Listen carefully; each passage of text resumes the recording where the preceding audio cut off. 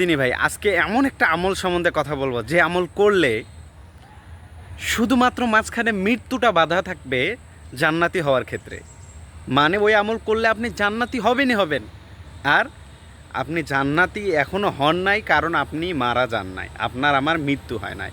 রাসূল সাল্লাল্লাহু আলাইহি বলেছেন, যে ব্যক্তি প্রত্যেক ফরজ সালাতের পর আয়াতুল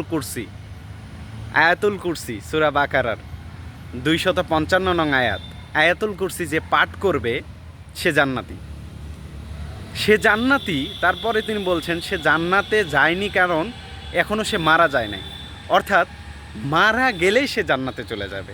কি একটি চমৎকার আমল আল্লাহ রাসূল সাল্লাল্লাহু আলাইহি ওয়াসাল্লাম আমাদের জন্য রেখে গেছেন। চিন্তা করেছেন যে মারা গেলেই জান্নাতি।